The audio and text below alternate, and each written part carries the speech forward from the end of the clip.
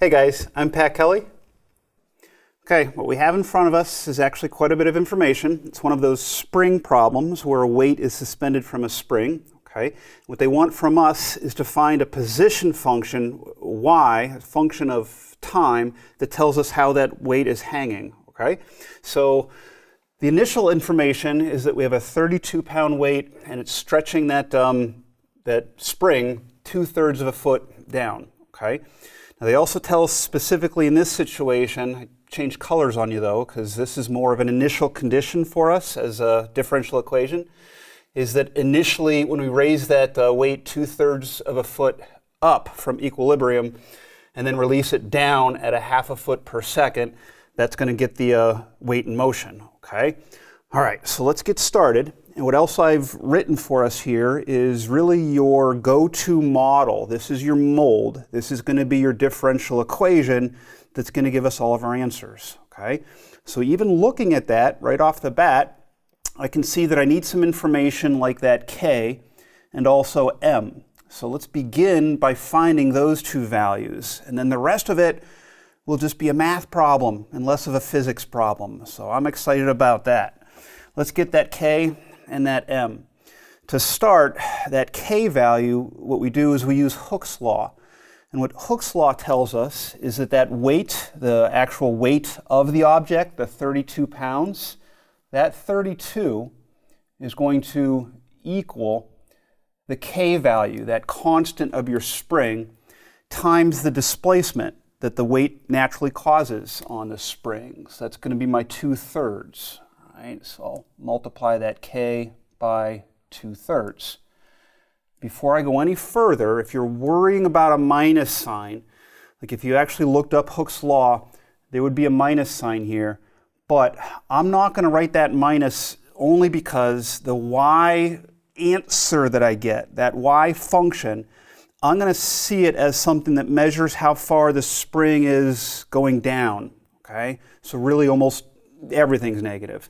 If you want to put your negative in there and just be consistent throughout, then you would get an answer that's measuring things upward, and whenever you saw a negative value, that would actually mean it's down below equilibrium, okay? So don't let that make you lose any sleep. I'm good here. I'm going to solve for my K. In fact, I only need to do one quick algebra step here. If I flip and multiply, that looks like 48. Okay, good. I've got my K. Let's also get the M out of the way. Like I said, let's get to the math of this. And the M is your mass of the weight. So I'm going to have to do a little bit more physics. One of your go-to equations in physics is F equals ma, Newton's second law. So let me go right here and solve for that M using F equals ma, where my force is going to be 32. Again, the weight of that object. And that equals m times a, which is the acceleration due to gravity here. So that's also going to be 32. One more time, I'm not putting the negative there. You're not wrong too, as long as you're consistent. But that 32 feet per second squared from gravity is actually going downward. And if I solve here for m equals a nice simple 1. All right, good. Now let's get to our math here. And I'm just going to take my model and put in K and M, and you can see that I get d2y dt2 plus a 48y equals 0. All right, I told you I'd be excited here because now we're looking at a good old math problem, a differential equation problem that you should know how to solve.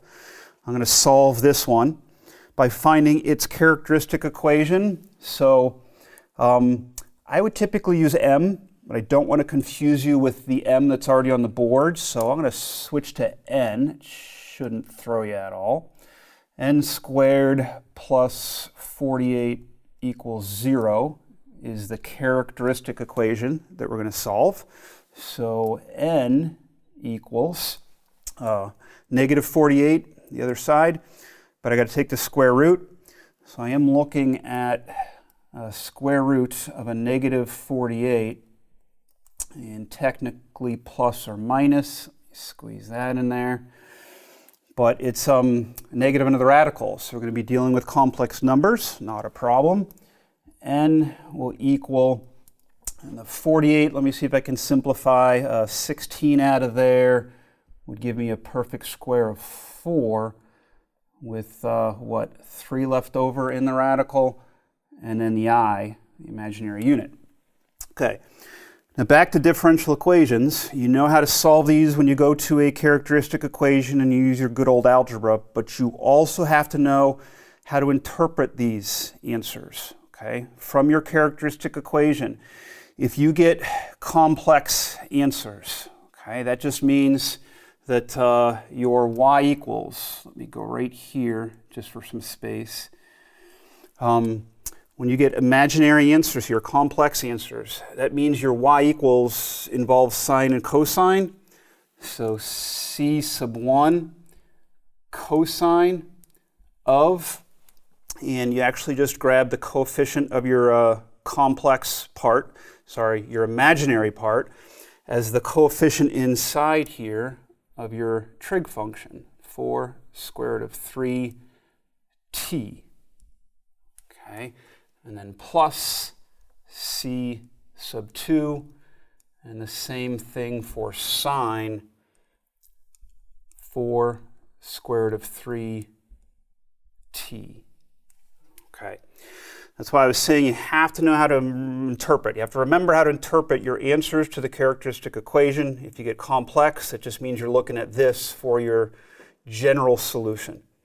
We want to get a specific solution. So this is a good start.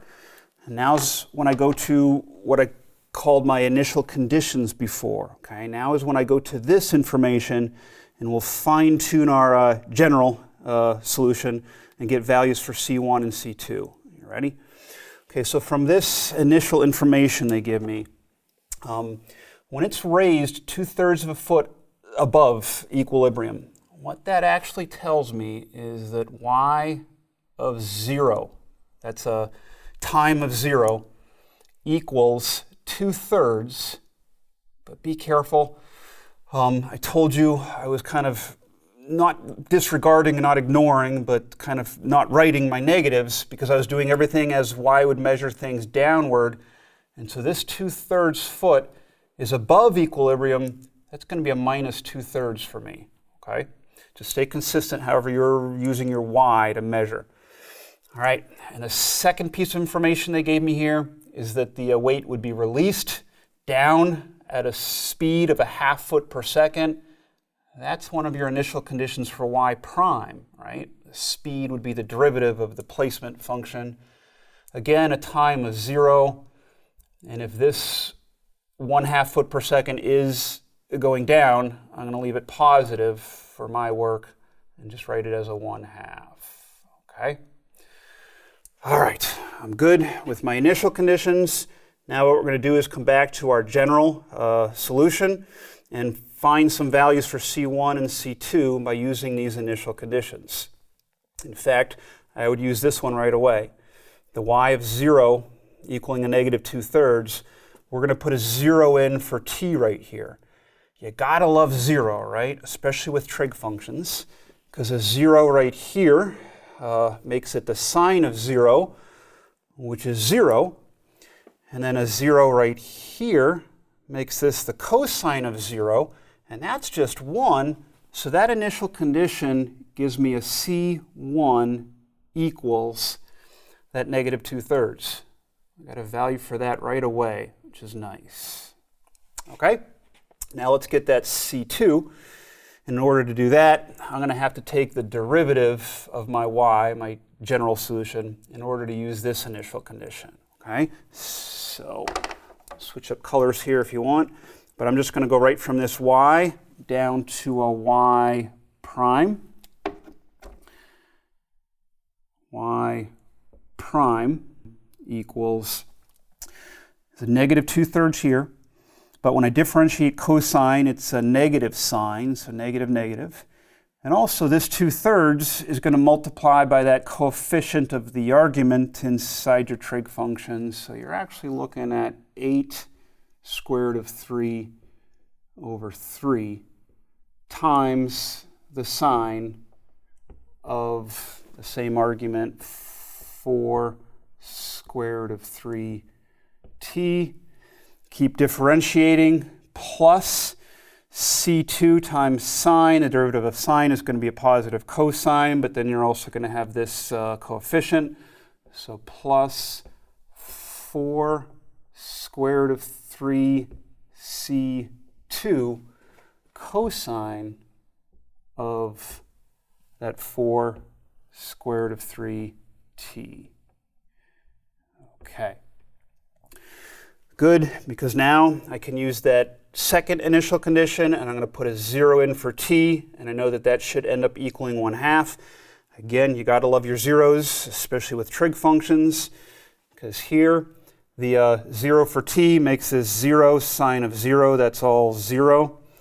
And here, 0 for t makes that cosine of 0, which is 1. That means that this is the only thing that survives. Let me go here.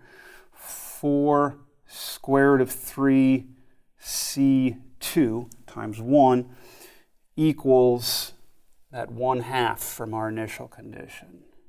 Okay, that's good. Let's solve for c2. Just slide over here. c2 equals, if I divide over 8 square root of 3 in the denominator. Most of your teachers are going to want you to rationalize the denominator though, so let's multiply by the square root of 3. Square root of 3 over, this would become 24. Okay, and that's my specific value for c sub 2, which means I'm ready for my final answer here. What color should I grab?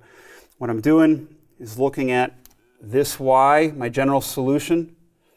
Come down here and put in the specific c1 and c2. Okay, so minus 2/3, that's my c1, times the cosine of 4 square root of 3t plus c2, so plus the square root of 3 over 24 times the sine of that 4 square root of 3t.